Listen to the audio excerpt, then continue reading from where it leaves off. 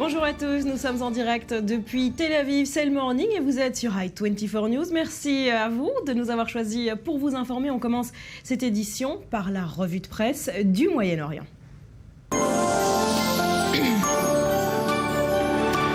Cyril Amar, c'est le grand titre de la journée. François Hollande est arrivé hier en Israël. Alors il a été accueilli comme promis par Netanyahou avec un tapis rouge. Qu'en disent les commentateurs israéliens ce matin ? Alors, vous le savez, les relations franco-israéliennes ont connu des hauts et des bas. Vous allez certainement parler avec l'ambassadeur Eli Parnavi tout à l'heure. On pourrait même faire un hit parade de la chanson française qui correspond le plus à cette relation. Je t'aime moi non plus de Serge Gainsbourg ou encore la chanson des vieux amants de Jacques Brel. Alors bien sûr, Paris et Jérusalem eurent des orages, mais en ce jour du 18 novembre, la relation est une relation sans nuages. C'est en tout cas ce qu'estime ce matin Shlomo Cohen, le caricaturiste du Israël Hayom, qui dessine, vous le voyez, un énorme j'aime à l'avion présidentiel français sous le ciel ensoleillé de Tel Aviv. Alors pour le Maariv, le président Hollande, c'est tout simplement l'hôte qu'il faut, au moment qu'il faut. Le chef d'État français atterrit hier en Israël alors que Netanyahou est en proie à une crise de confiance avec le président Obama et le secrétaire d'État John Kerry, après avoir torpillé la signature d'un accord avec l'Iran la semaine dernière à Genève. Eh bien Hollande a réaffirmé hier que Paris ne céderait pas sur le dossier iranien. Un invité de marque, certes, mais Israël aurait tort de trop faire confiance à la France, estime dans les mêmes colonnes Nadav Eyal. Le Premier ministre Netanyahou a certes prononcé quelques mots en français hier en accueillant Hollande, mais son niveau de français ne lui permet pas encore de lire les éditos du Monde ou de Libération. Et s'il pouvait les lire, nous dit Nadav Eyal, eh bien il comprendrait que Paris est un soutien, oui, mais un soutien bancal. Durant la conférence de presse, Hollande a certes affirmé qu'il souhaitait empêcher l'Iran de se doter de l'arme nucléaire, mais quand il est entré dans les détails, eh bien il s'est avéré que la France était plus proche que jamais d'accepter avec les grandes puissances les contours d'un compromis avec l'Iran. Compter sur les Français, nous dit encore Nadav Eyal, serait une grave erreur. La diplomatie française se distingue souvent par sa très grande flexibilité et François Hollande, lui, est connu pour être très flexible, voire quasiment élastique. Voilà pour le Maariv.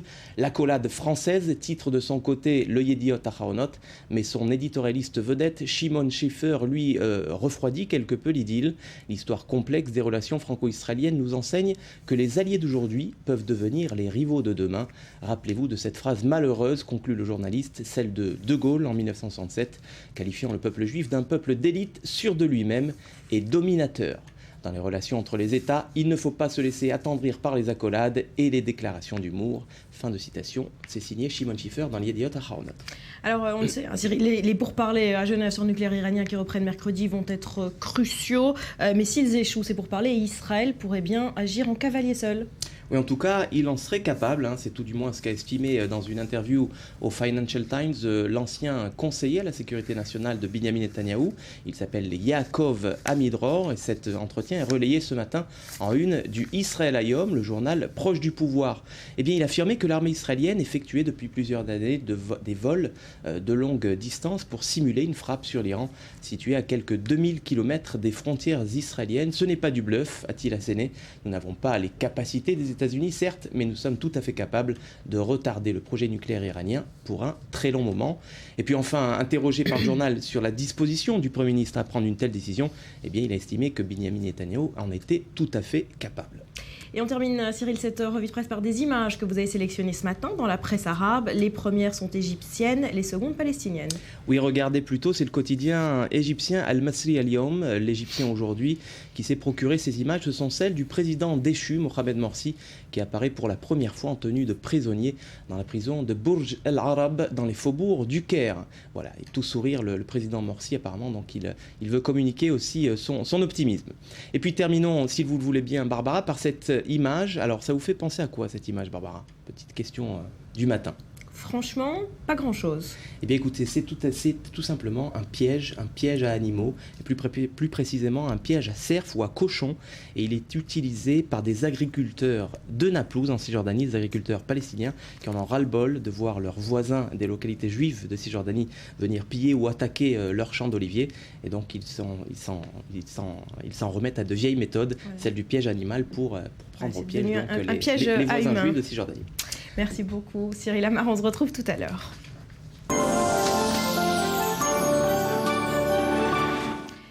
François Hollande est donc le 4e président français à se rendre en Israël et ses visites présidentielles ont été au fil des années le thermomètre des relations entre les deux pays, parfois éclaboussées d'incidents. Rappel en images signé Betsabé Salem et on en parle juste après avec notre invité Elie Barnavi.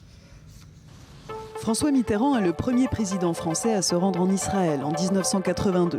Et c'est l'occasion pour lui de rappeler l'attachement du peuple français à l'existence et à la sécurité d'Israël.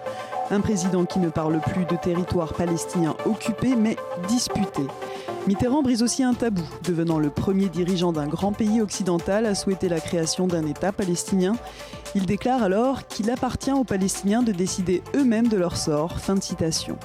Quand Jacques Chirac lui succède en 1995, la paix au Proche-Orient est toujours un dossier clé de la politique étrangère française. C'est ce qu'il exprime lors de sa visite en 1996. Mais je sais aussi l'aspiration à la paix, qui est celle du peuple d'Israël, de ses dirigeants. Je sais que chaque peuple du Proche-Orient, chacun à sa manière, veut la paix. Mais il est largement perçu en Israël comme pro-arabe et pro-palestinien. Et on retiendra bien sûr de ses déplacements la colère de Jacques Chirac à Jérusalem quand il explose, agacé par les méthodes des services de sécurité israéliens qui repoussent la foule d'une façon un peu trop musclée à son goût. La relation franco-israélienne se tend un peu plus avec la seconde intifada et lors de la guerre du Liban de 2006. La réponse au soulèvement palestinien et l'offensive israélienne contre le Hezbollah seraient toutes deux disproportionnées. 2007. En Israël, l'élection de Nicolas Sarkozy suscite l'espoir que les relations avec la France s'améliorent. Une attente d'abord confortée par les déclarations amicales envers Israël, puis c'est la déception. Il ne peut pas y avoir de paix, même si je sais combien le sujet est douloureux, sans la reconnaissance de Jérusalem comme capitale de deux États et la garantie de la liberté d'accès aux lieux saints pour toutes les religions. Plus récemment, Paris a appuyé la reconnaissance de la Palestine en tant qu'État à l'UNESCO, un sérieux revers pour Israël. Benyamin Netanyahou a répondu par l'accélération des constructions dans les implantations.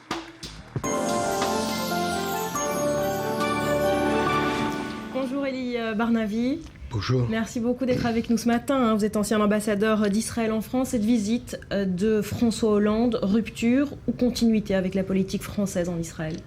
Continuité sans aucun doute.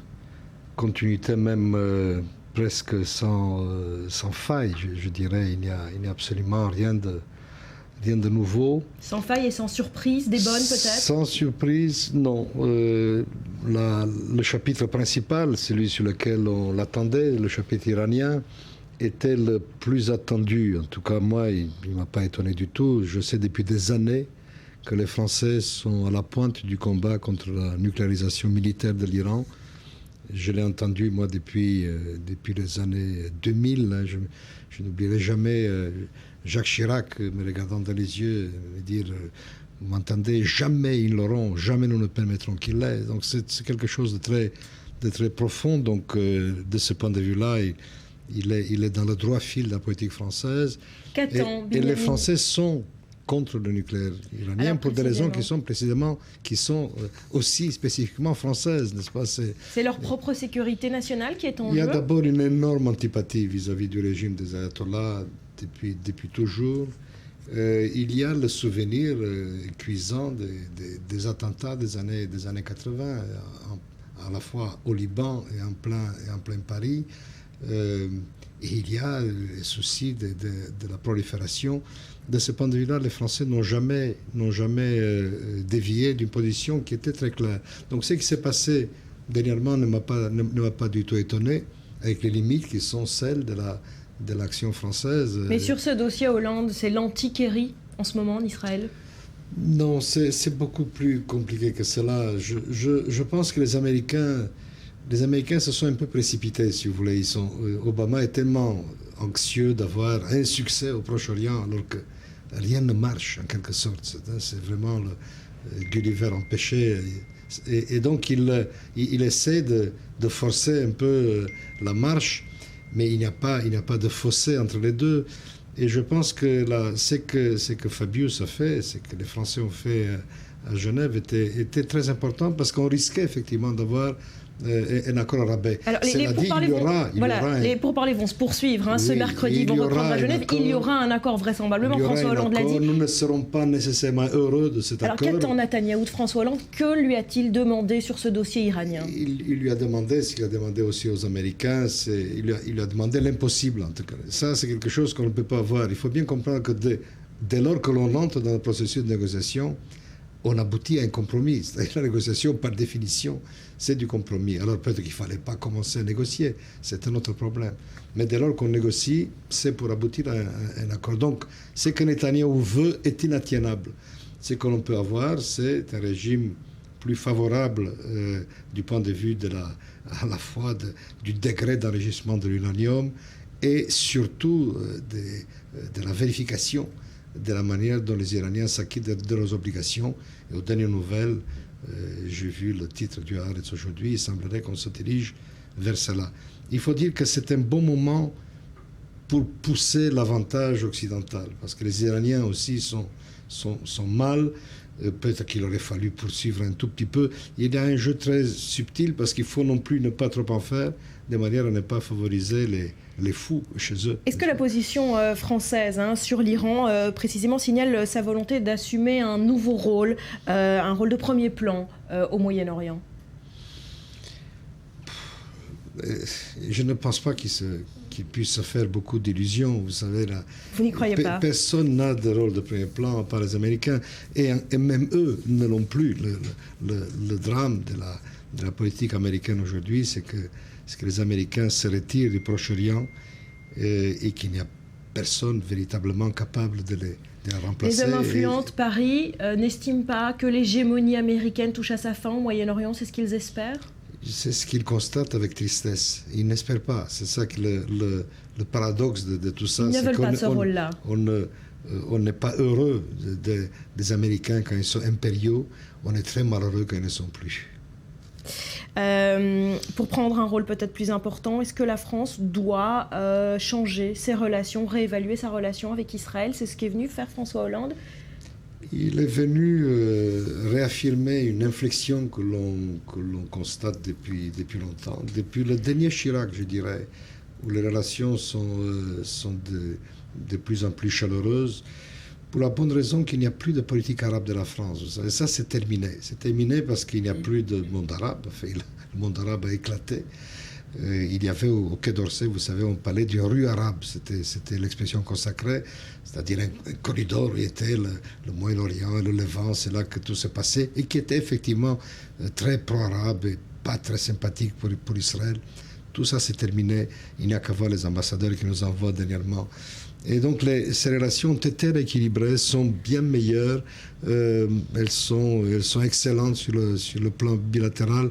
Et Hollande, qui est un vieil ami d'Israël, dans la grande tradition de la SFIO, socialiste française, il ne peut qu'à sa manière, qui est sympathique, ouverte, que renforcer une tendance qui existait déjà. Sur le dossier israélo-palestinien aussi, il est très attendu, politiquement, avec son discours à la Knesset cet après-midi. Est-ce que la sémantique hollandienne va faire des miracles à la Knesset? Non, elle sera sans doute plus agréable aux oreilles israéliennes que la sémantique de notre grand ami qui était Sarkozy, qui a dit des choses très claires. Vous savez, sur ce plan, comme sur tant d'autres, la France n'a pas de marge de manœuvre. Il y a une position qui est connue. Est-ce qu'il pourrait ne pas dénoncer les implantations juives en Cisjordanie? Il le fera sans doute dans un style qui lui convient davantage, qui est plus rond, qui est plus amène, qui est plus sympathique, mais il le fera. Il ne peut pas ne pas le dire parce que c'est la position de la France, parce que c'est la position de l'Europe.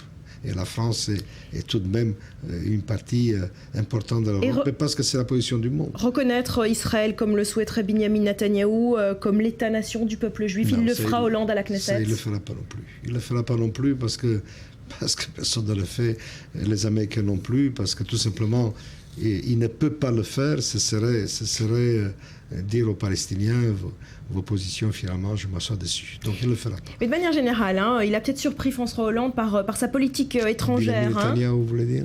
François Hollande, Oui. sur sa politique étrangère, avec son action en Libye, avec son action au Mali, avec sa fermeté face à une option militaire en Syrie, il a surpris. Est-ce que Benyamin Netanyahou le rejoint là-dessus, sur cette vision sécuritaire, peut-être militaire, d'une politique étrangère? Oui, je pense que oui, tout à fait.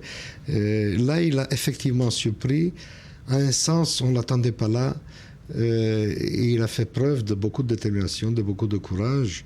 Et il a été extraordinairement utile, il faut bien le dire, à la fois en Libye, ensuite au Mali. Et on dirait que plus il est mal à l'aise à l'intérieur, plus il est attaqué à l'intérieur, plus il est faible à l'intérieur, et plus il se montre déterminé et même téméraire à l'extérieur. Et je dirais que s'il était reçu à Paris comme il a été reçu à Jérusalem, je pense que ce serait le plus heureux des hommes. Merci beaucoup, Elie Barnavi, d'avoir été avec nous ce matin. À À suivre, nous parlerons avec le président du groupe d'amitié France-Israël à l'Assemblée, Claude Guasguen, pour savoir quelles sont, s'il y en a, les attentes en France de cette visite présidentielle en Israël. Restez avec nous, on se retrouve juste après un nouveau journal.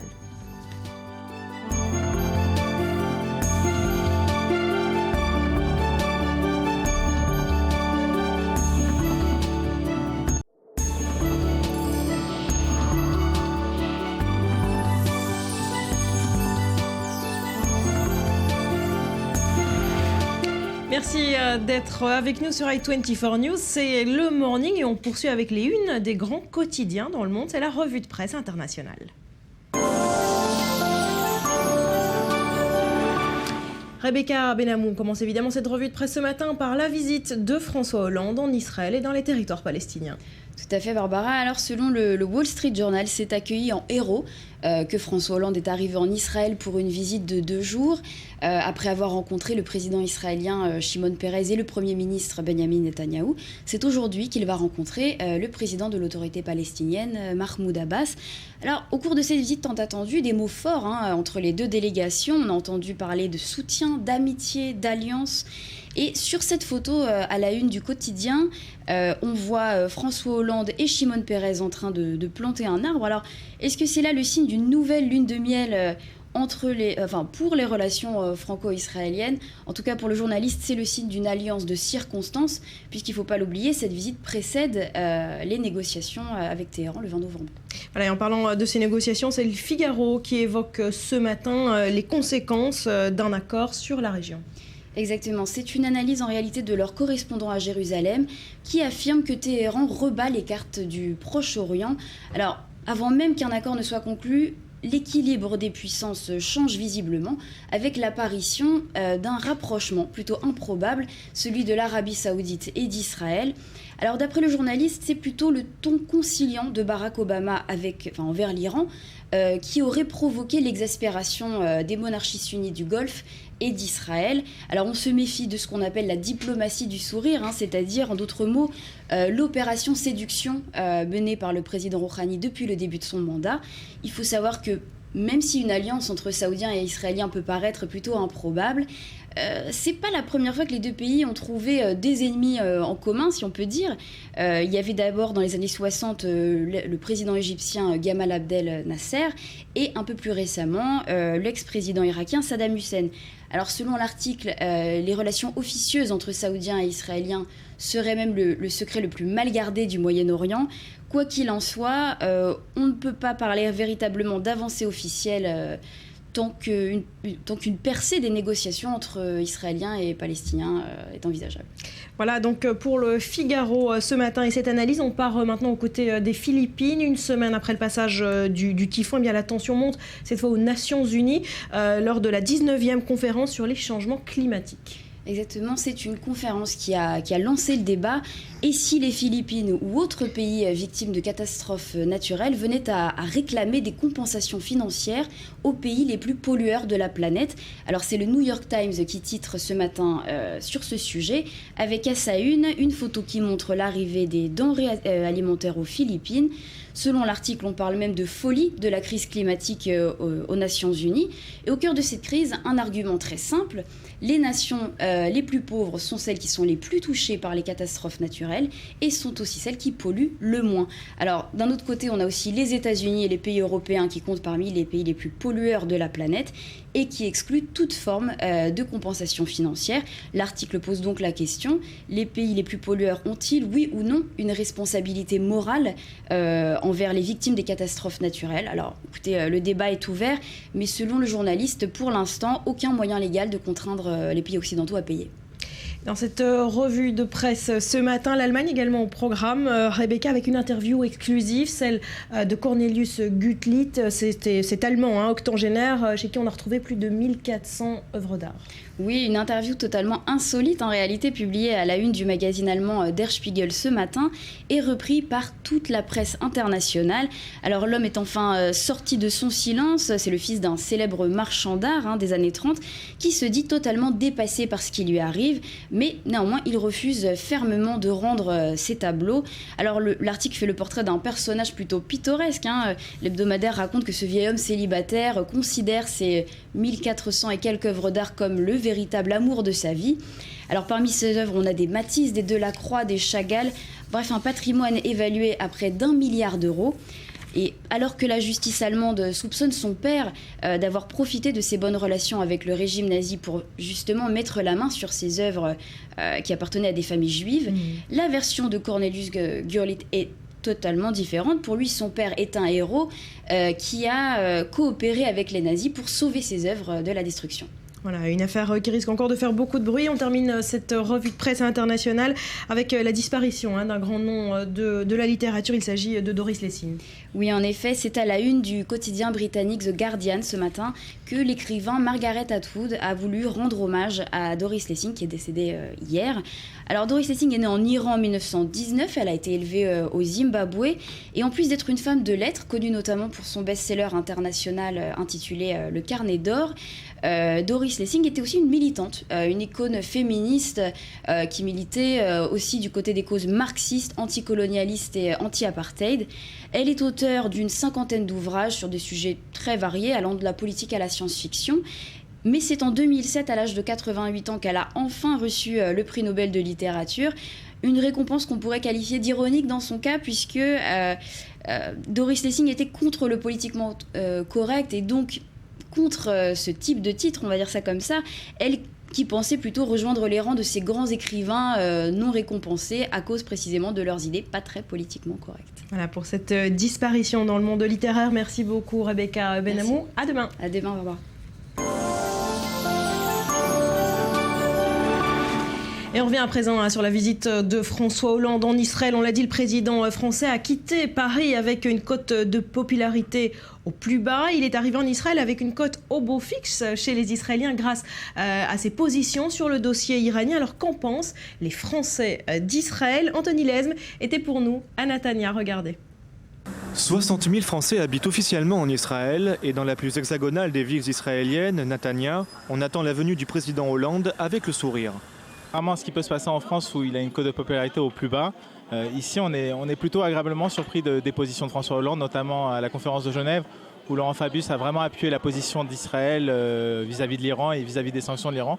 Donc nous, on est plutôt contents de sa venue et on l'attend vraiment avec plaisir et avec le sourire. C'est sûr qu'on attend un rapprochement plus fort, mais qu'il soit très ferme dans la condition de l'Iran. Ça, c'est très très important. Et qu'il continue à parler de toute la circoncision, l'abattage rituel, rester ferme sur ses positions. Les réserves de la France avec l'Iran ont satisfait les franco-israéliens. Alors que Nicolas Sarkozy a réuni plus de 92% des voix en Israël en 2012, Hollande surprend. Je pense que c'est une bonne chose, parce que je pense que les Français ici ont tous misé sur Sarkozy, c'était une erreur à mon avis. Et Hollande, apparemment, jusqu'à présent, il a montré qu'il était un ami d'Israël. Qu'il ne soit pas forcément d'un parti sur lequel j'ai voté, il m'a surpris par ses positions. Et je pense qu'il faut aussi dire que c'est un des rares présidents qui est venu en Israël et qui a fait un discours à la Knesset. Quant au processus de paix, peu croient que la France puisse changer les choses. Non, la France n'est pas malheureusement une puissance à la taille requise pour pouvoir, on va dire, imposer ou contraindre les parties prenantes à aller signer un document qui nous amène vers la paix, et tout le monde le souhaite bien sûr. Intransigeance envers l'Iran, protection de la communauté juive de France, Hollande est désormais apprécié en Israël. Nous sommes en ligne avec Claude Guesguen, député maire UMP du 16e arrondissement de Paris et président du groupe d'amitié France-Israël à l'Assemblée. Bonjour, merci d'être avec nous. Alors on vient de le voir, les Israéliens ont beaucoup d'attentes quant à cette visite. Est-ce qu'à l'inverse, en France, elle est suivie, elle intéresse ? Oui, elle intéresse, car tout ce qui se passe au Moyen-Orient intéresse les Français, qui sont le pays, au fond, le plus exposé aux soubresauts du Moyen-Orient. Il y a une communauté musulmane et une communauté juive importante. Mais néanmoins, je ne vous cache pas qu'en France, on est surtout préoccupé par la situation intérieure, la situation économique et sociale. Les choses se dégradent très vite, des faillites d'entreprises, une impopularité record du président de la République, un gouvernement qui est très très en difficulté. Ce sont des sujets en réalité de préoccupation quotidienne des Français, mais néanmoins, on suit de très près la visite de François Hollande en Israël. Est-ce que cette visite, précisément, pourrait refaire monter la cote de François Hollande en France ? Je ne pense pas, non, je ne pense pas. Vous savez, les pays en ce moment sont préoccupés essentiellement de leur politique intérieure, qui est très en difficulté, c'est en particulier le cas de la France. Je ne crois pas. Je ne crois pas. Écoutez, la visite de François Hollande, elle est quand même très tardive. Ça fait presque 1 an et demi qu'il est élu président de la République. Il aurait pu aller un peu plus vite en Israël, comme l'avait fait son prédécesseur, Nicolas Sarkozy. On a le sentiment aussi que la politique française est un peu ballottée à l'extérieur, car au fond, cette mésaventure que la France a connue avec les Américains explique sans doute un petit peu la dureté française qui est souhaitable à l'égard de l'Iran, mais qui doit être quand même étudiée avec le temps, car on ne prend pas des décisions de ce genre sans avoir les moyens de les obtenir, et on a le sentiment quand même que le Quai d'Orsay essaye de rattraper la bévue qui a été commise sur l'affaire syrienne. Enfin, moi, je me félicite en tout cas que la France ait une position ferme, même si je suis sceptique sur sa durée. Je souhaite qu'elle puisse durer. Mais est-elle suffisante ? Ça, c'est une autre chose. En tout cas, c'est plutôt bien qu'un président de la République française s'entende avec Israël et affirme son soutien avec Israël, même si ce président est affaibli. On l'a dit, vous êtes président du groupe parlementaire d'amitié France-Israël. Je suis vice-président. Est-ce que vice-président actuellement, est-ce que vous pensez que la classe politique française est prête aujourd'hui à regarder Israël autrement ? Est-ce que ce moment est-il arrivé ? Oui, je l'espère. Vous savez, on est un peu minoritaire quand même à défendre Israël au Parlement. Nous sommes un groupe de députés. Jusqu'à présent, je dois dire que la gauche n'avait pas manifesté beaucoup d'intérêt à Israël, à part quelques individualités. Mais c'est une évolution intéressante. Il faut savoir si elle dure. Jusqu'à présent, c'était plutôt quand même du côté de Nicolas Sarkozy que se trouvaient les défenseurs d'Israël. J'en suis avec d'autres députés. Mais bon, je me félicite de cette évolution un peu surprenante de la part du Quai d'Orsay. Mais je me méfie du Quai d'Orsay par nature. Et donc, j'attends de voir quelles vont être les réalisations et les réalités de ce soutien fort à l'égard d'Israël. J'attends, parce que nous sommes tellement déconcertés par la politique française en matière internationale comme en position interne que je crois que la prudence est toujours de mise lorsqu'il s'agit de ce genre de prise de position. Voilà, optimisme et prudence pour vous ce matin. Claude Guesguen, merci beaucoup d'avoir été avec nous ce matin.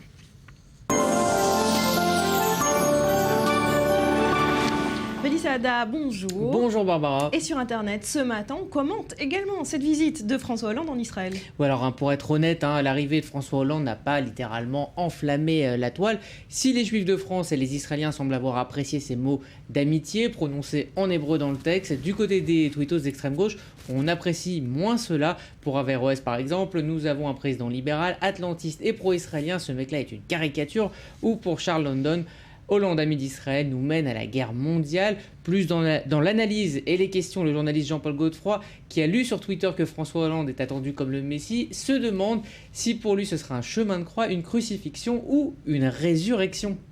Est-ce que sur les comptes officiels des Israéliens ou des Français ont réagi? Oui, alors c'est là que ça devient vraiment intéressant et c'est là que cela bouge, notamment sur le compte du président israélien Shimon Peres qui ne cache pas son enthousiasme et c'est vraiment le moins qu'on puisse dire. Pas moins de 6 tweets sur le sujet en quelques minutes sur l'amitié franco-israélienne, alors que le président français a déclaré à son arrivée « Je suis l'ami d'Israël et je le serai pour toujours ».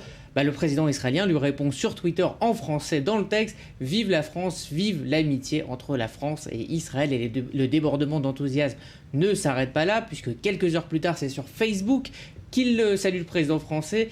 Pour lui, c'est un moment crucial pour Israël d'être accompagné. Et voilà, il accompagne ceci d'un roman photo, donc sur Facebook. Plus que de la diplomatie, cela semble être carrément de l'enthousiasme, de la francophilie totalement assumée pour le président Peres. Voilà, enthousiasme pour le président israélien du côté de l'Élysée. Le ton est le même? C'est un petit peu plus mesuré, mais ce qui est intéressant, c'est de mettre en parallèle les comptes de l'Élysée et celui du Premier ministre israélien Netanyahou. Alors, on va regarder côté Élysée, une photo de son arrivée, et la composition est assez intéressante parce qu'on voit le fameux tapis rouge dont on avait parlé, déroulé au président français, un François Hollande souriant, conquérant, qui domine ses hôtes. Le président Peres et le Premier ministre Netanyahou l'attendent à son arrivée. Donc on voit cette photo, et ce n'est pas la même photo qui a été choisie par l'équipe de com du Premier ministre israélien. Là, on joue la carte de la confidence et de la complicité entre les deux hommes, peut-être justement pour marquer la différence avec les rapports compliqués que le Netanyahou avait entretenus avec son prédécesseur Nicolas Sarkozy. François Hollande a quand même emmené la pluie en Israël. Oui, évidemment, et ça, beaucoup aussi de tweetos ont réagi hier. Sur Internet.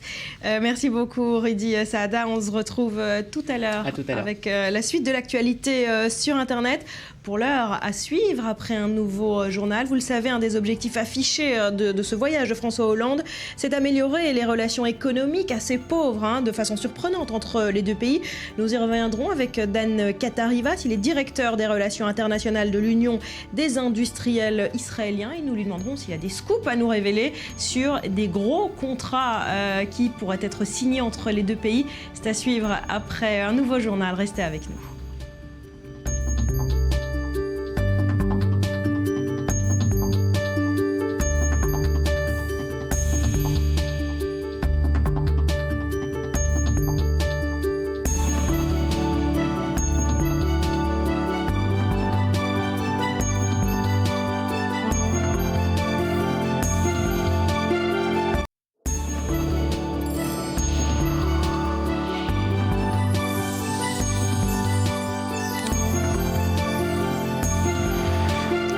Sur i24 News et c'est le morning. Merci d'être avec nous. On poursuit avec la visite de François Hollande. Cyril Amar, vous avez décidé ce matin, en lisant attentivement la presse régionale, de vous attarder sur un édito. Lequel ? Alors on a vu ce matin, Barbara, la presse israélienne faisait ses unes sur la visite d'Hollande et paraphrasait le président français, je suis votre ami, je le serai toujours, etc. Donc une presse assez dithyrambique, mais derrière ces accolades, il faudrait voir, selon l'expert militaire du journal Yediot Ahronot, eh bien il faudrait voir tout simplement une rencontre d'intérêt entre des monstres froids que sont les États, et qui exploiteraient la faiblesse du géant américain dans la région. Et le journaliste qui ose même un parallèle, oui, quand leur mari ne les satisfait plus, eh bien, Paris et Moscou, puisqu'on va le voir, il établit un parallèle, eh bien, font les yeux doux à d'anciennes maîtresses. Alors le journalier de Taranot qui établit un parallèle entre Paris et Moscou. Pourquoi ? Parce que il y a quelques jours, on s'en souvient, les ministres russes des Affaires étrangères et de la Défense étaient rendus en Égypte, au Caire, justement pour signer peut-être des contrats juteux avec le Caire après la défection des États-Unis et la crise de confiance entre le Caire et Washington après la défection du président Morsi. Donc, eh bien, le dénominateur commun entre Israël et l'Égypte, eh bien, c'est tout simplement le désengagement américain dans la région. Le Pentagone, qui ne cache d'ailleurs pas sa volonté de déplacer son centre de gravité du Proche-Orient vers le Moyen-Orient. Alors hier, le président Peres, on l'a entendu, il a rappelé l'âge d'or des relations franco-israéliennes, une France qui a livré à Israël son réacteur nucléaire, qui a livré des avions de chasse Mirage, on s'en souvient. Il s'est souvenu de Guy Mollet, mais face à lui, nous dit le journaliste, il y avait non pas Guy Mollet, mais un François Hollande, qui est somme toute sympathique, mais qui arrive dans la région avec son bouquet de fleurs l'heure, quelques dizaines d'années en retard. Et donc les États-Unis n'ont pas de souci à se faire. Israël est certes allé flirter, ou va flirter avec la France, mais il rentrera certainement au bercail, car la dépendance d'Israël envers les États-Unis, militaire et économique, est absolue, conclut Alex Fishman dans les Yediot Ahronoth. Voilà, petite infidélité, mais pas de crainte pour le mariage israélo-américain. Merci beaucoup Cyril Amar, on se retrouve demain.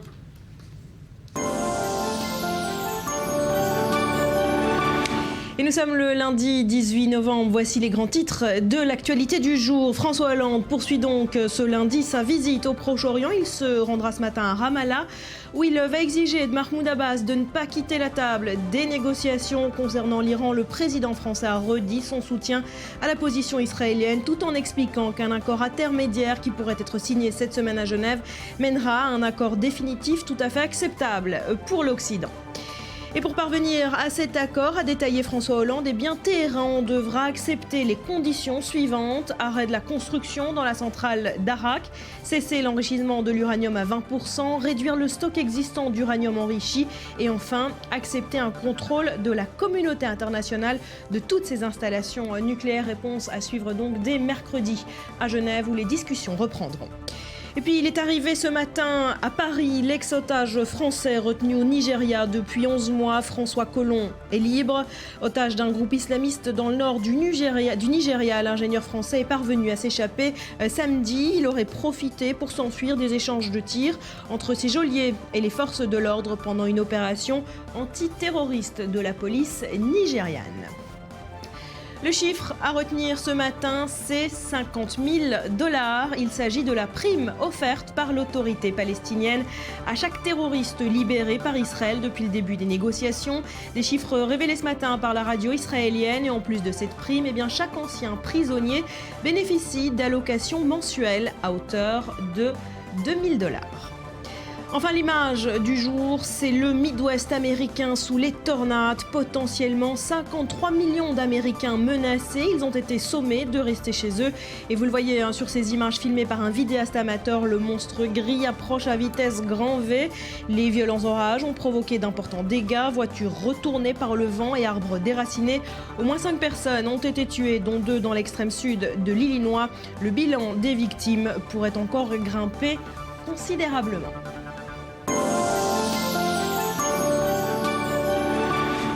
Voilà, et au sujet de la visite de François Hollande, on l'a dit, la plus grande ombre au tableau peut-être, c'est cette coopération économique assez faible, de façon surprenante, entre les deux pays. L'objectif de les amener à un niveau satisfaisant est assumé pour cette visite par Paris et Jérusalem. Petit rappel des faits, quelques chiffres en images, et on en parle juste après.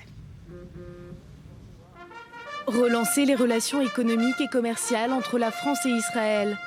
C'est l'un des objectifs de la visite de François Hollande. Accompagné de son homologue Shimon Peres et du Premier ministre Benyamin Netanyahou, le président français inaugurera mardi à Tel Aviv la 2e journée de l'innovation Israël-France. Une première édition avait déjà été organisée avec succès à Bercy en décembre 2011. Elle avait réuni plus de 380 entreprises françaises et israéliennes. Plusieurs ministres font également partie du voyage présidentiel, comme Pierre Moscovici, à la tête de l'économie et des finances françaises, ainsi que Fleur Pellerin, en charge des PME, de l'innovation et de l'économie numérique. Mais les plus attendus, ce sont ces grands patrons. Une quarantaine de dirigeants d'entreprises venus dans l'optique de signer ou officialiser des contrats. Plusieurs ont déjà été annoncés ce matin sur Europe 1 par Yigal Palmor, porte-parole du ministère israélien des Affaires étrangères. 2 contrats entre les chemins de fer israéliens, la SNCF et Alstom. Alstom qui vient de remporter un appel d'offres de plus de 300 millions d'euros pour remettre à niveau les wagons des trains de l'État hébreu. Yigal Palmor évoque également un contrat entre EDF et la compagnie d'électricité israélienne, notamment sur les énergies renouvelables. Puis il ajoute avoir entendu parler d'autres accords, cette fois dans le secteur privé, et particulièrement dans le domaine de la technologie de pointe. Une aubaine pour la France qui, avec moins de 3% de part de marché, n'est que le 10e fournisseur d'Israël. En 2011, les flux commerciaux entre les deux pays s'élevaient seulement à 2,3 milliards d'euros.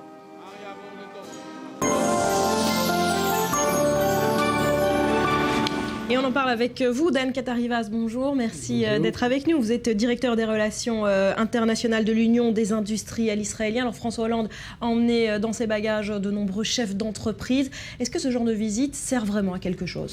Oui, je pense que ce sont des visites qui, en fait, servent à relancer la coopération. Cela signale, au fait, donne un signal, un feu vert aux entreprises françaises qu'effectivement, on peut faire des affaires en Israël, il faut faire des affaires en Israël. On se souvient très bien qu'après la visite du président Sarkozy, c'est à ce moment-là que des grands groupes français qui n'étaient pas présents en Israël sont venus.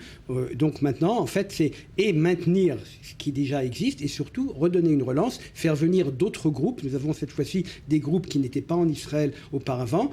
Quand un chef d'État français vient en Israël avec une telle délégation, cela est un très bon signe pour, je dirais, l'approfondissement des relations entre les deux pays. Pourquoi ces chefs d'entreprise attendent le feu vert de l'Élysée? Écoutez, ça, c'est une question qu'il faut poser aux chefs d'entreprise français. Peut-être qu'en France, qui est un pays quand même où il y a encore l'influence gouvernementale sur les grands groupes est probablement assez importante, on demande à savoir ce qu'on se dit dans les couloirs du pouvoir avant de s'avancer. Ce qui n'est peut-être pas le cas dans d'autres pays à l'américaine, peut-être les Italiens, les Allemands, les Anglais se comportent différemment. Mais là, il faut demander pourquoi les Français sont un peu plus lents que leurs autres partenaires européens. Alors un peu plus lent, on chiffre, ça représente quoi? 2% seulement des parts de marché en Israël sont françaises. C'est très peu. Pourquoi? Ben justement, parce que les Français je pense qu'il y a un problème de perception.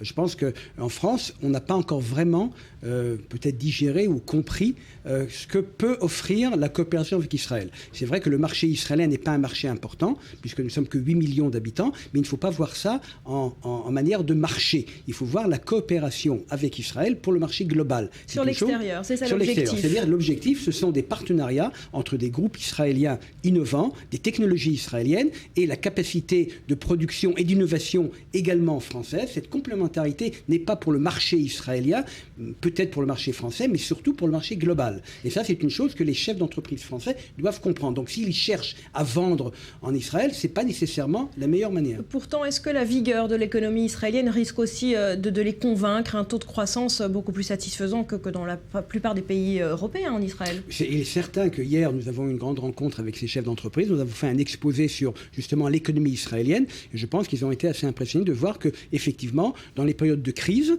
l'économie israélienne se porte pas trop mal. Elle résiste aux différents chocs. Elle est relativement stable. Donc on ne prend pas tellement de risques en venant en Israël. Même la géopolitique n'influence pas tellement. Et au contraire, on a prouvé dans les 10 dernières années que malgré, je dirais, les hauts et les bas de l'économie mondiale, l'économie israélienne tient le cap. Alors précisément, une des causes de ces faibles volumes d'échanges est politique pour ces patrons français? Je ne pense pas que c'est politique. C'est peut-être une mécompréhension ou un manque de connaissances. Bon, il se peut qu'effectivement, en France, malheureusement, je pense que c'est l'un des seuls pays européens où encore on entend parler du boycott arabe qui n'existe vraiment plus quasiment. C'est une chose qui est caduque.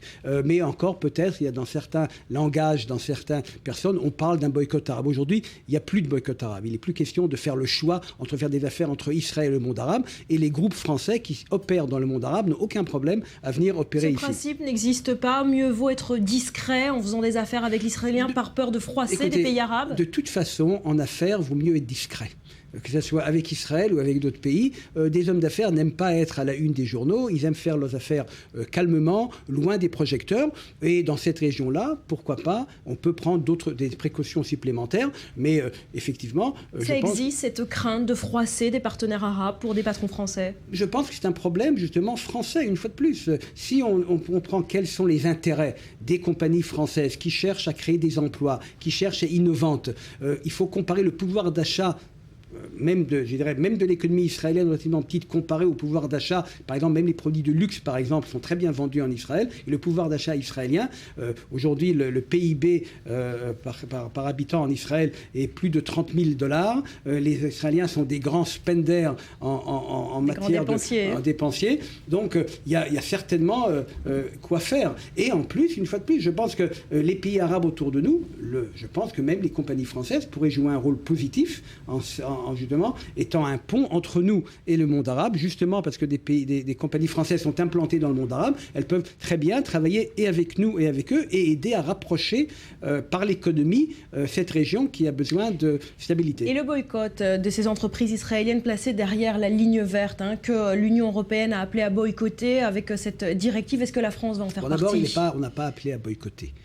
Il y a beaucoup de mécompréhension. Il y a certaines directives de la Commission européenne qui n'engagent pas les pays ni les entreprises, qui effectivement parlent de l'application territoriale des accords entre l'Union européenne et Israël. C'est très compliqué comme histoire. On se demande où passent les frontières d'Israël. Alors il y a différentes manières d'expliquer ce genre de choses. Alors pour l'instant, on a un contentieux avec l'Union européenne, comme quoi dans des programmes de recherche et développement à venir, donc ce qu'on appelle Horizon 2020, des entités israéliennes qui ont des activités au-delà de la ligne verte auront un problème à participer à ce genre de programme. C'est un sujet qui a été évoqué, vous avez rencontré ces délégations françaises? Pas du tout. C'est un problème, à mon avis, qui est très minime, qui ne représente vraiment, même au niveau économique, vraiment, on parle de la présence économique israélienne dans les territoires. Vous savez, les chiffres, on parle de 100 millions de dollars d'exportation sur 40 milliards de dollars d'exportation israélienne. Donc c'est moins de 0, je ne sais pas combien de pourcents. Bon, mais c'est vrai que les politiques ont besoin, eux, de parler. Mais au niveau économique, tout ça, c'est vraiment très minime. Et je pense que les Européens et les Israéliens vont être assez habiles pour trouver une formule qui va permettre de continuer cette coopération scientifique en recherche et développement, qui finalement est une situation où et les Européens et les Israéliens ont tout à gagner. Alors revenons sur cette visite. On l'a dit, vous avez rencontré cette délégation que François Hollande a emmenée dans ses bagages, plusieurs patrons du CAC 40. Alors de qui s'agit-il et quel grand contrat pourrait être miroité? Alors, comme j'ai dit, vous savez, la discrétion dans les affaires est toujours bonne, mais vous avez les patrons de Alstom, vous avez les patrons de Ariane Espace, vous avez les patrons je pense qu'il y a également France Télécom. Là, j'ai devant moi cette liste qui est publique, mais qui montre certainement des grands groupes français qui n'étaient pas présents et qui sont venus. C'est une très bonne chose. Dans quel domaine on doit attendre une coopération? On parle de télécom, on parle de transport, on parle d'énergie, on parle d'innovation dans les domaines biologiques, du médical, on parle du cyber qui intéresse tout le monde aujourd'hui, donc les logiciels, etc. Donc on parle vraiment d'une multitude de sujets, même d'agriculture, puisque l'agriculture israélienne est une agriculture de pointe, et il y a certainement des technologies qui peuvent intéresser également les agriculteurs français. Il y a différents thèmes qui sont mis sur table et maintenant les hommes d'affaires vont suivre ces thèmes-là, ou en fait c'est eux qui développent ces thèmes-là et on peut s'attendre, je pense, à un approfondissement et élargissement des coopérations économiques entre Israël et la France. Il y a une signature de contrat, est-ce que vous avez des scoops à nous révéler, Dan Katarivas? Non, moi je ne m'occupe pas de scoops, ça c'est les journalistes, nous on travaille. Alors sur le high-tech, c'est ce qui intéresse beaucoup aussi ces patrons français, une grande journée est prévue demain. Oui, tout à fait, il y a la grande journée d'innovation, c'est la deuxième, la première a eu lieu il y a 2 ans à Bercy. Et je pense que là, si j'ai bien reçu, si mes sources sont bonnes, dans la déclaration commune entre la France et Israël, il a été convenu maintenant de maintenir cette journée d'innovation en alternance, une fois en Israël, une fois en France. Et là, on va avoir plus de 200 des petites compagnies françaises, des PME surtout, qui vont venir rencontrer des PME israéliennes dans le domaine justement de recherche et développement. Et c'est donc, c'est presque une tradition puisque c'est la deuxième rencontre et je pense que c'est une très bonne voie qui se développe entre nous et les Français. La France qui cherche aussi à s'implanter dans la Silicon Valley israélienne. Merci beaucoup Dan Katarivas d'avoir été avec nous ce matin. À suivre, Ramallah également au programme de François Hollande. Il s'y rend ce matin. Nous ferons le point sur les attentes des Palestiniens de cette visite présidentielle. Après un nouveau journal, restez avec nous.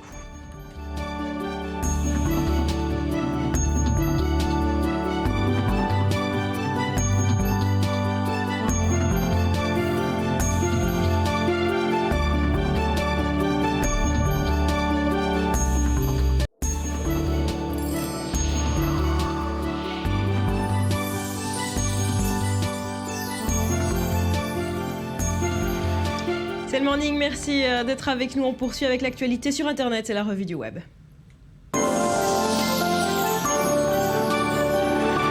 Rudy Saada, bonjour. Rebonjour, Barbara. Rebonjour. Et on s'intéresse tout de suite à une vidéo qui fait le buzz en Israël. Oui, c'est l'histoire d'une interprète qui aurait dû bien vérifier que son micro était coupé avant de parler avec sa collègue. Voici le contexte.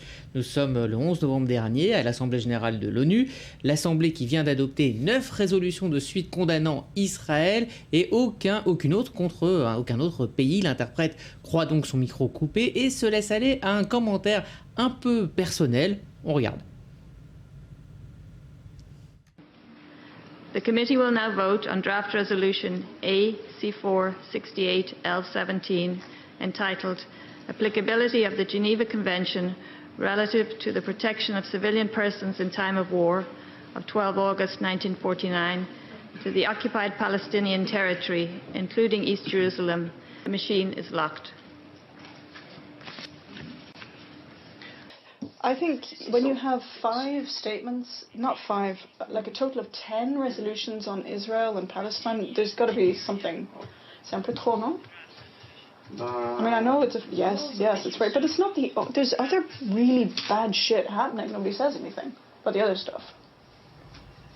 Voilà, commentaire personnel. Oui, elle le dit en off, voilà, quand tu as quelque chose comme 10 résolutions sur Israël, il doit y avoir quelque chose, je vous ai passé la suite, vous avez pu la lire. Quelque chose qui ne marche pas, qui ne fonctionne pas. Oui, on peut dire ça. En tout cas, vous voyez les rires gênés de l'Assemblée générale. Et alors ensuite, on l'a pas mis. Parce que tout le monde l'entend, en fait. Oui, tout le monde l'entend. Et donc, tout le monde comprend que son micro est encore branché, sauf elle. Et elle le comprend après. Et elle le dit 2 fois, apologize 2 fois, erreur d'interprète. Et voilà, et donc les excuses vont suivre. Et la vidéo est déjà sur le net et fait le buzz, notamment en Israël. Des sanctions contre la traductrice ? Alors pour l'instant, aucune sanction. En tout cas, je ne pense pas qu'il va y en avoir. Mais au cas où, sachez que le Premier ministre israélien a ouvert sa réunion hebdomadaire avec cette vidéo en déclarant que c'était un des rares moments de plaisir et de sourire pour Israël. Et il a assuré que si l'interprète avait un problème, si elle était licenciée, Israël lui offrirait immédiatement un emploi. Voilà pour cette histoire de traduction à l'ONU. Tout à fait autre chose à présent, un palmarès sur Internet et le verdict est tombé. On sait qui est la personnalité la plus populaire sur Internet en 2013. Suspense. Je brûle d'impatience. C'est la 14e étude annuelle du Global Language Monitor, un institut texan, et ils sont formels. La personnalité la plus populaire du web en 2013, c'est contre toute attente ce monsieur. Exit Lady Gaga ou Justin Bieber, eh bien c'est bien Jorge Mario Bergoglio, connu désormais sous le nom de Pape François, qui est la personnalité préférée des internautes. Alors ce classement, qui est très américano-centré, s'appuie sur la récurrence de langage de 275 000 blogs et réseaux sociaux anglo-saxons, et donc qui mettent en tête le pape François. Rien d'étonnant quand on surveille, comme on le fait ici, l'activité du pape argentin sur Twitter, qui a plus de 10 millions de followers et qui multiplie les gestes envers la jeunesse. Également à son actif des JMJ très réussis cette année à Rio, un pape moderne qui donc fait l'unanimité sur le net. Voilà, le pape François qui fait le buzz. Autre fait marquant de ce palmarès ? Oui, alors on retrouve les faits marquants de la vie américaine, quand je vous l'ai dit, américano-centré. En seconde position, le mot Obamacare. En 3, NSA, 4, Snowden et première people, si on peut dire cela ainsi, Kate Middleton, 5e. Pas mal. C'est le classement, en tout cas c'est ce qui fait le plus le buzz côté anglo-saxon. Voilà, pour 2013. On termine par autre chose. Rudy, c'est une parodie de bande-annonce qui fait froid dans le dos. Oui, vous avez sûrement vu Gravity, je ne sais pas si vous avez vu ce film. Non. Bon, alors 500 millions de dollars de recettes, un film dans lequel Sandra Bullock est perdue dans le vide de l'espace. Eh bien, les comédiens de College Humor, voilà, on voit donc ce film Gravity, les comédiens de College Humor, qui est un site internet, ont eu l'idée de transposer cette angoisse dans un grand magasin de meubles suédois que tout le monde connaît. Eh bien, c'est très bien fait. Ça va passer aujourd'hui les 1 million de vues. Donc là, on a vu la vraie bande-annonce, perdu dans l'espace, maintenant perdu dans ce magasin de meubles. On regarde. This will be perfect for our apartment.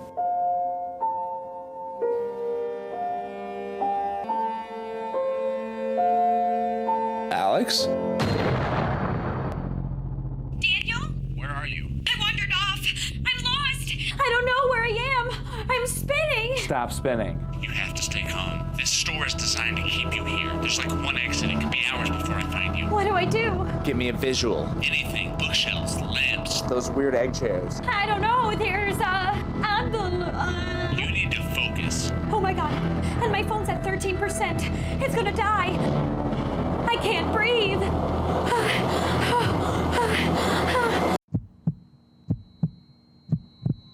If I don't make it, promise me you'll keep shopping. Promise you'll find everything else on the list. Stop it.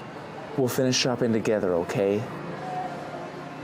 Besides, you know I always pick out the wrong thing. Are you eating? Yeah, I'm starving. We've been here like all day.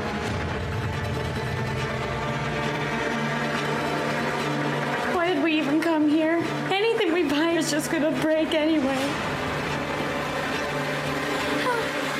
For my hand. What do I do?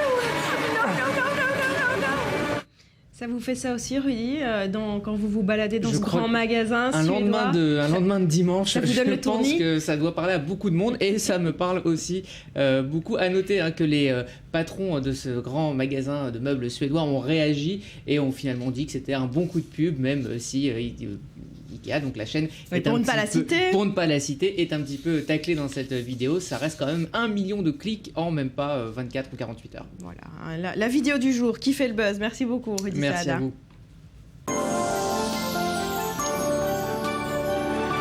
Et nous sommes le lundi 18 novembre, vous êtes sur i24 News, voici les grands titres de l'actualité du jour. François Hollande poursuit ce lundi sa visite au Proche-Orient. Il se rend ce matin à Ramallah où il va exiger de Mahmoud Abbas de ne pas quitter la table des négociations concernant l'Iran. Le président français a redit son soutien à la position israélienne tout en expliquant qu'un accord intermédiaire qui pourrait être signé cette semaine à Genève mènera à un accord définitif tout à fait acceptable pour l'Occident. Et pour parvenir à cet accord, a détaillé François Hollande, Téhéran devra accepter les conditions suivantes: arrêt de la construction dans la centrale d'Arak, cesser l'enrichissement de l'uranium à 20%, réduire le stock existant d'uranium enrichi et enfin accepter un contrôle de la communauté internationale de toutes ces installations nucléaires. Il est arrivé ce matin à Paris, l'ex-otage français retenu au Nigeria depuis 11 mois. François Collomb est un homme libre. Otage d'un groupe islamiste dans le nord du Nigeria, l'ingénieur français est parvenu à échapper samedi à ses ravisseurs.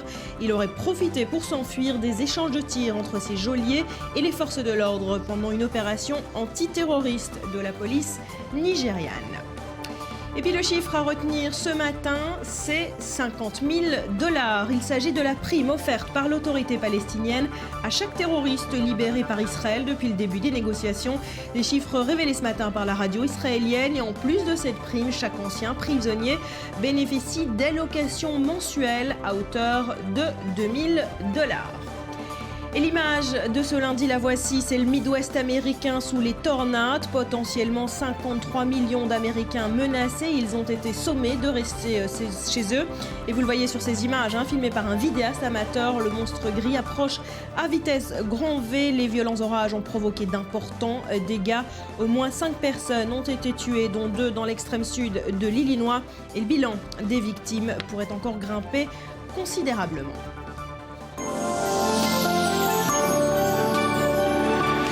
Il revient à la visite de François Hollande en Israël et dans les territoires palestiniens. Il se rend ce matin à Ramallah, mais il a déjà évoqué le dossier israélo-palestinien hier soir aux côtés de Binyamin Netanyahou. Je vous propose de l'écouter. Une négociation suppose que chacun les fasse, les gestes. Et un accord de paix, là aussi, doit être trouvé. Mais un accord définitif qui épuise les revendications et qui permettent la sécurité d'Israël et la viabilité de l'État palestinien, puisque ça serait sur la base de la solution des 2 États. Vouloir la paix n'est pas simplement la plaie. Vouloir la paix n'est pas simplement l'évoquer. Vouloir la paix, c'est un combat, c'est une lutte. Et j'espère que cette lutte sera une victoire. Merci. Voilà, des mots de François Hollande sur les négociations de paix, des mots très attendus aujourd'hui à Ramallah. Qu'attendent précisément les Palestiniens de cette visite présidentielle chez eux? Regardez en images. Les drapeaux français sont tissés. Tout est enfin prêt à Ramallah pour accueillir François Hollande. Après avoir atterri en Israël, le déplacement lundi en Cisjordanie sera la 2e étape de ce voyage proche-oriental du président français. Et dans les rues de Ramallah, les cadres du Fatah saluent les récentes prises de position françaises, notamment sur l'admission de l'autorité palestinienne comme membre non permanent de l'UNESCO. La visite de François Hollande dans les territoires palestiniens est importante. Les relations entre les deux pays se sont améliorées. Il faut remarquer que la France condamne toujours les colonisations et se positionne toujours aux côtés de l'autorité palestinienne dans les forums internationaux. Tout le monde sait que la France est favorable à la création d'un État palestinien avec Jérusalem-Est comme capitale. Reste à savoir comment la France peut influer sur le dossier des négociations, eu égard à la place prépondérante occupée par les États-Unis. C'est sur ce point que les Palestiniens sont les plus sceptiques. Je ne suis pas très optimiste sur cette visite. À l'image des anciens présidents français dans la région, aucun d'entre eux n'a réussi à parvenir à un accord. Mais il faut garder espoir, la paix est possible si chaque partie écoute et comprenne les arguments de l'autre. Paris, initiateur de plusieurs conférences de donateurs et l'un des principaux bailleurs de fonds de l'autorité palestinienne. Ce n'est pourtant pas suffisant, estime cet étudiant. Nous en avons l'habitude. Chaque leader mondial qui vient dans la région veut apporter sa contribution économique, mais pas tellement diplomatique. Il y a beaucoup de discussions, mais jamais rien n'a abouti. Ces visites n'améliorent pas notre vie au quotidien. Accueilli en ami sincère par Israël, François Hollande cherchera également un accueil chaleureux côté palestinien, ne serait-ce que pour maintenir la position de la France, assurer la sécurité d'Israël et permettre aux Palestiniens de bénéficier d'un État viable.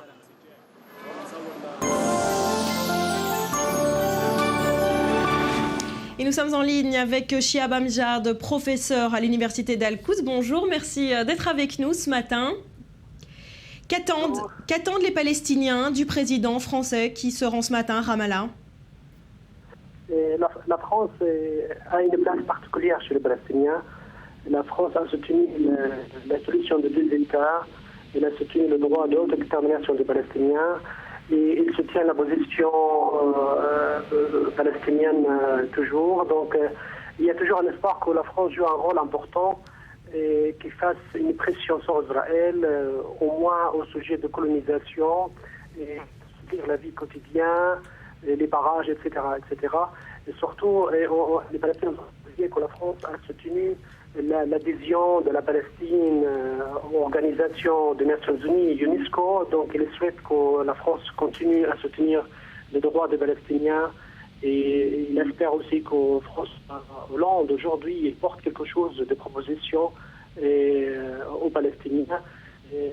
On a remarqué que la relation entre Israël et la France s'abasse aujourd'hui d'un meilleur cas. On souhaite que la France profite de cette relation pour faire la pression sur Israël. Alors François Hollande vient lui aussi avec des exigences côté palestinien. Il va exiger de Mahmoud Abbas de ne pas quitter la table des négociations avant les 9 mois incombés. Il va être entendu par la délégation palestinienne? Bien sûr, ils vont l'entendre, mais les Palestiniens souhaitent que la position de la France est toujours juste. C'est les Palestiniens qui sont sous l'occupation, c'est les Palestiniens qui attendent le retrait de l'armée israélienne de ces territoires. Et les Palestiniens souhaitent que la France continue de garder la position qui le déclare toujours deux États, surtout l'État palestinien viable avec Jérusalem-Est comme capitale. Est-ce que, Chihab Amjad, les Palestiniens misent plus d'espoir aujourd'hui en la France qu'en les Américains quant aux négociations avec Israël? Toujours les Palestiniens, ils sont plus côté français que côté américain. L'histoire montre que les États-Unis ont soutenu beaucoup plus Israël que les Palestiniens. Alors, dernière question, Chihab Amjad, la France, on le sait, est le premier pourvoyeur de fonds de l'autorité palestinienne. Est-ce que François Hollande devrait annoncer aujourd'hui d'autres donations aux Palestiniens?